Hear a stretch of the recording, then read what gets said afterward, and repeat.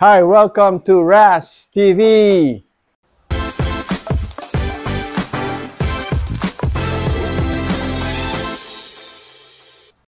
Alright, before anything else, Happy New Year po sa lahat. And I just wish you all the best this year and more blessings to come. Okay, so hindi ko na papatagalin.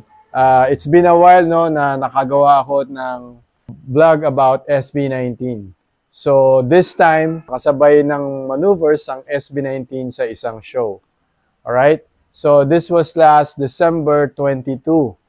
Yung Pure Energy One Last Time ni Gary V concert sa Araneta Coliseum yan. Yung second day, guest ang SB19. Alright? So, syempre may mga technical rehearsals yan, may mga band rehearsals. So during technical rehearsals, andun sila, no? Meron kasing isang number na kasama nila si Gary V. Kinanta nila yung Babalik Ka Rin.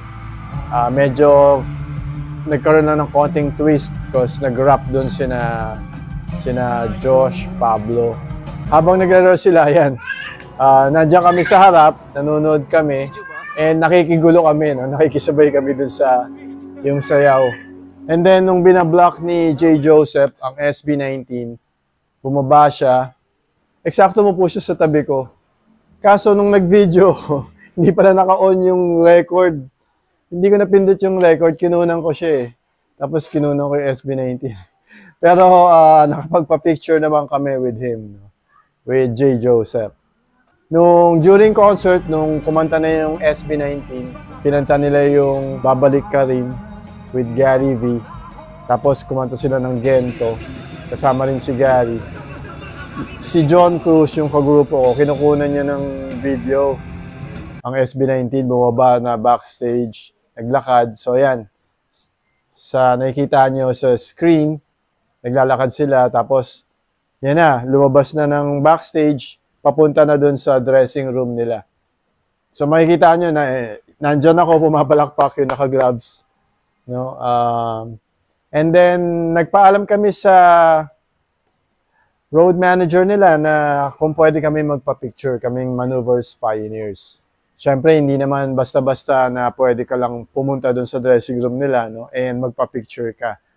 So, kailangan makikiusap ka, magpapaalam ka doon sa road manager. Alright? Kasi siyempre, may mga ibang tao rin na gusto magpa-picture sa kanila. So, for security purposes din yan, no? Sa mga artist. And siyempre, hindi naman all the time mapagbibigyan lahat. Kasi syempre may oras siyang hinahabol eh. No? Hindi naman sila pwedeng magtagal dun sa venue. Alam ko, aalis na rin sila. So lahat yan talagang dapat naka-systematically arranged. No? Lahat ng mga gagawin nila. And lahat ng, especially yung mga gusto magpa-picture sa kanila. So yun nga, so habang nag-aantay kami nung tawag, nandun lang kami. Tapos nag-TikTok muna kami, Maneuvers Pioneers with Sons.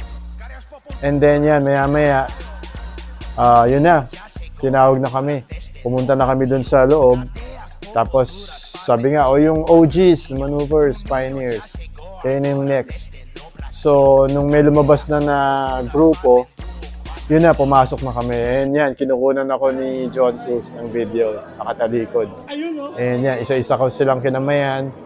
And then, kinongratulate ko sila sa very successful, no, na mga nagawa nila. Especially being the P-Pop Kings. No, nire-represent nila ang Philippines. No, so, syempre, very proud tayo dyan. Tapos sabi ko nga, binablog ko yung mga ibang songs nila. So sabi nga, thank you. And then, si Ken, nung kinamayan ko si Ken, sabi ko, sisiw ako. So, parang nagulat si Ken. And nag-thank you din siya. Alright, so yun. Tapos yan, nagpe-picture na kami sa kanila. Kumbaga, ang sarap ng feeling, no, na nakasama ko rin sila sa isang event. Although, hindi kami magkasama sa isang prod, pero okay lang yun. The fact na magkasama ko sa isang concert, napaka-laking bagay na nun. And yun nga, dream come true, nakapagpa-picture na rin ako sa kanila. Hopefully, magkaroon pa ako ng maraming vlog about them. Alright? So, God bless you all. Peace.